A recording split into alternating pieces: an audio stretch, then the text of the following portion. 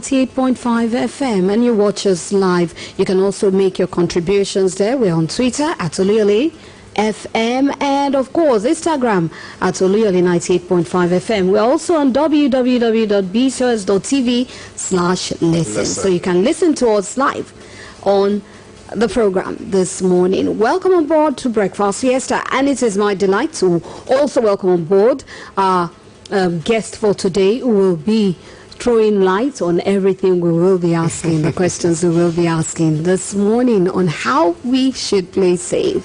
It's my pleasure to welcome on board Dr. Temitope Adeleye, who is a counseling psychologist. You're welcome. Thank you very much. It's a privilege. Thank you for coming on Breakfast Fiesta. Okay, to start with, schools will be resuming on the 21st of September. As at now, from your observation, what has been the level of preparedness of schools now bringing in students? Yeah, well, it's we cannot say it's absolute, but there are attempts that have been made to get the school safe for children to come back to school. Okay. And starting with the government, I think the government is doing well, and we may need to appreciate their courage to do what they are doing now. At least they are raising the awareness. They are taking the lead, and it's a bold one. I say bold one in the sense that, school cannot continue to be closed down forever. We cannot continually close the school. Schooling, education of the children is an essential need. Mm-hmm. And we cannot be debating whether students should go to school, if not of the threats that are also associated with it now. And if government is not taking bold steps, I mean not just the government, because even in Nigeria now, it's not here. Different people are still skeptical. Neither here nor there. Not at all. Because people are still skeptical. And so if Oyo State is taking the bold step to say, okay, the school is resuming. And not just taking that bold step alone, they are also giving commitments. Commitments in the sense that I read over the news that they made attempts to get the principals, the teachers trained. Mm-hmm. And that's the bold step. That's the beginning point.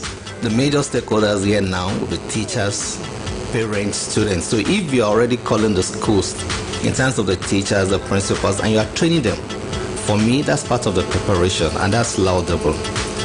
Because these are the people that will have direct contact with the children, with the students. So if they are not properly informed about what they will do, they can pose great stress or threats to the students. But if they are informed, properly, adequately informed, they are trained and they retrain other people, that is good. Now, having the information may also not be all that is required. Okay. Sometimes people, maybe out of necessity, go for training and just sit down there, and the attitude is still saying nothing is bad, nothing is at stake, nothing is dangerous or something. So it's important that as government is doing its part, the other stakeholders, teachers, parents, should also respond appropriately. And I think for now, for me, the attitude is still okay. Okay, Doctor. We hope for the best. Yeah. We do not want to feel like something bad will happen. However, we have to prepare for everything. In the event of an outbreak, this is the new norm. It's not like it is we have defeated COVID-19. Now, in the event of an outbreak, do you think we are ready for it? Okay, are you talking about the outbreak or the one that is already on ground, or that may still come up? That may still come up because in some countries we had the second wave. The second wave, yes. Because children will be, the secondary school students are more exposed. They can take care of themselves to some point. Now, these primary school students, these pupils, they get anything from any of their mates and they eat anything, they do anything. How ready do you think we are to manage the situation? Should there be an outbreak? All right, let me come in from talking about, just to digress, based on what you said. Even my own sense of understanding of readiness, I'll rate the younger ones. Well, prepared than even the secondary school students. Really? How do you know? Now, this is what I'm trying to look at. You see, the secondary school students, they are more mobile, and they are at a stage of life that they dare things. They're restless. They are restless. They are restless. They also believe this sense of invisibility. Okay. That it's not. It can happen to them, not me. I cannot do it. They have that sense of I can experiment. They like experimenting.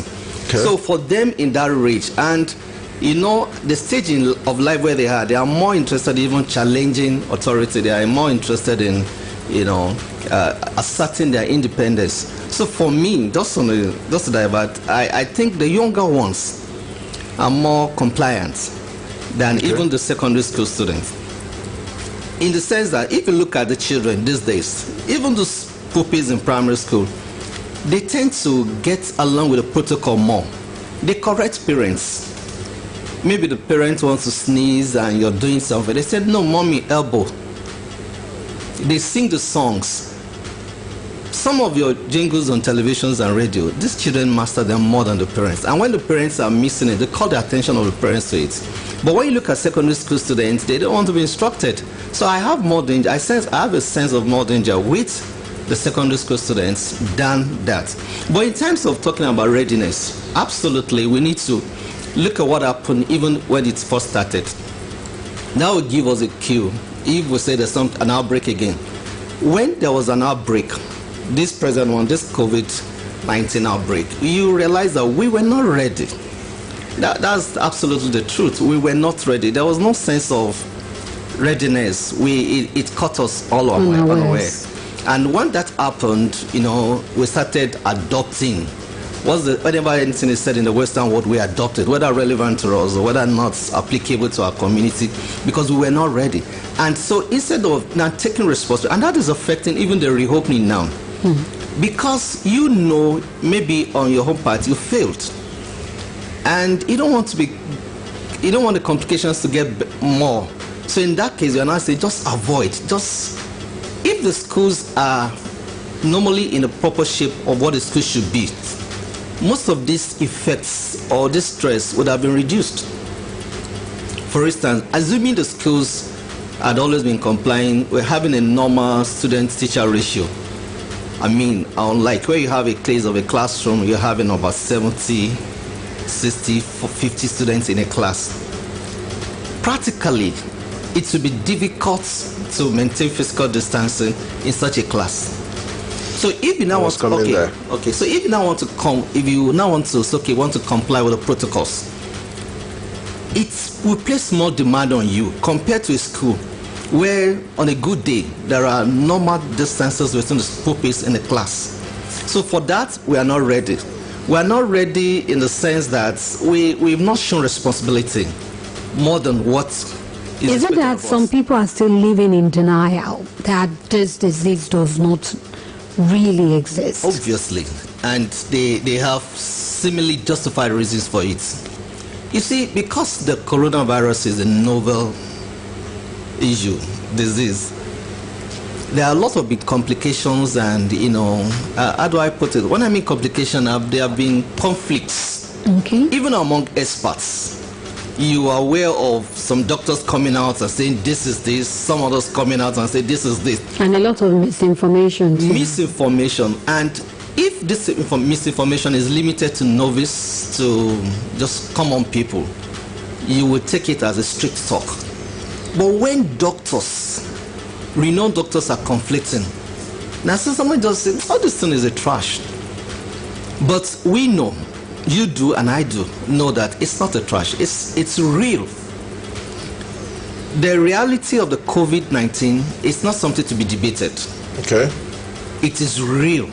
How do we respond to it should be the challenge. But how we react to it, like you're trying to interrogate now, will depend on our perception of its existence.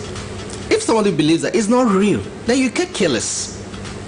You will not take due diligence, you will not do what is needful because you believe it's not existent. But if you believe it's existing, then you take more responsibility. And the position I take, which I think is right, is the fact that this COVID-19 is real. Okay. It's very, very real. And anybody that says it's not real is maybe on his own. Okay. A few seconds ago, you talked about physical distancing. Now, it is no news that we have more pupils, more students than facilities. I'm talking about classrooms. Yeah. How do we achieve physical distancing? Yeah, that's a tough one. It's a tough one, but it's possible. Now, you see, even in schools in foreign, countries where they had adequate provisions before, they are still making some adjustments. One of it is what I first saw in Oyo State trying to do, in the sense that they were trying to do a kind of staggering of resumption, where the people that will be coming to school first will be a set of class, a set. And so if that set is coming, then you can spread them over the facilities in terms of the classrooms. It's easier that way. It's okay. Since it's just 3 or SS3 that are in class now, so you can use the class of just 2, you can use the class of just 1, you spread them and reorganize the timetable such that your teachers are not increasing. Presently, there are still the same number of teachers. But if you now spread the pupils into classes, you have lower number in classes, and then so that they will not just be idle, you restructure the timetable so that the teachers will engage them. With that, there will be physical distancing can be achieved. But in the case now where you have all of them resuming at the same time, that may be a real tough one. Tough one in the sense that you can, even if you have the resources, you can't increase the facilities immediately, almost immediately. So what you can do is just to look at how you can reorganize, rearrange your schedule such that with the limited facilities you can still extend the.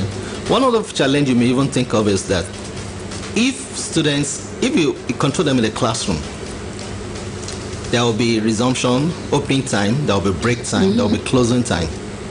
If you control them once they resume, if they are resuming at the same time, if all of them are resuming at the same time, your control cannot be where they were coming on the streets. They work together. Okay. You can't control that, so that's challenging. Now, even if the break time is also the same time, once they have break and they are out of the classroom, the teachers may not have the capacity to control all of them. Well, we'll be looking at more of those challenges when we get back from this break. Stay with us. Stay powered up and keep the chats and apps going from sunrise to sunset with an all-day battery. Store up to 3,000 songs from all your favorite artists or 13 hours of high-definition videos thanks to lighter apps from the Android Go edition, so you can stay entertained all day, every day. The new Nokia C2 has all these and more from 29,000 Naira. Knock your smartphones. It just keeps getting better.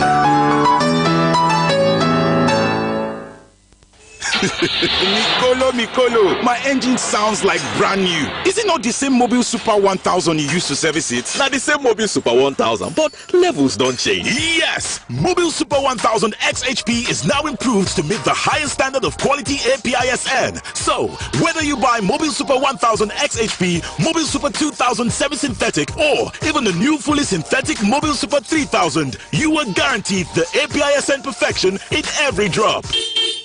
Make it mobile. Now for ATM stand, it didn't happen. No. Now so this stranger collect my ATM card, say he won't help me. As he turns sneeze, I say he don't quick change my card. Baba, oh yeah, type your PIN. And as I did type am, I don't know say he did wash me. Now so my correct PIN no work with the fake card where he give me. Oh, Baba, you know what you go happen? Go explain, give that security. I go wait here for you, no worry. Before I return, the stranger don't work out. Now so money for my account also start to dey waka. My people, I beg, no gree make any stranger around ATM help you. If you need help, ask the ATM security people wey wear uniform. Stanbic IBTC, it can be. Ìyá mi Àyìnkẹ́, adájọ́ tí kì í fi gbá kan bọ̀ kan. Ṣé wo mọ̀ yí pé apá èpò lẹ́yìn àgbà, ọmọdé apá lẹ́yìn tiẹ̀ náà, má yájú sẹ́gbọ̀n rẹ̀ mọ́ o. Olú alámọ̀ ní kọ̀rọ̀ yàrá kí n má bàa fi gbogbo owó jẹ wóróbo. Àjàní, kódà kéèyàn fọwọ́ mẹ́wẹ̀ẹ̀wá jẹun, ná díẹ̀ fi díẹ̀ pamọ́ torí ọjọ́ ọ̀la ni. Tí n bá rántí ẹ̀kọ́ nípa bá a ti múra lámúyẹ, ẹ̀rín á sì pa mí títí. Ewu ọmọ mi Àjàní, bó ti wọ bàtà ọ̀tún sósì bí ẹni ń lo oko ọdẹ. Ó yá ọkọ mi tún bàtà rẹ wọ̀ dáadáa. Fún àwọn òpómúlérò ìyá ẹ̀mí àbàtà tí mọ́dọ̀ ṣàn ní 3 crowns ìtọ́jú àwọn ìyá ṣe pàtàkì kí wọ́n lè tẹ̀síwájú ipa rere aláìlẹ́gbẹ́ tí wọ́n ń kó lórí ẹbí gbogbo. 3 crowns milk, healthy moms, happy families. Inú mi o. Ṣé ọ̀nà fún àyà tàbí inú rẹ̀ ń gbóná ni inú rẹ̀ ń dàrú? Andrews liver salt ń gbógun ti inú kíkún àti àyà títa ní wàrà ń ṣẹ̀ṣà. Tí àyípadà kò bá sí lẹ́yìn ọjọ́ méjì lọ rí dókítà rẹ o.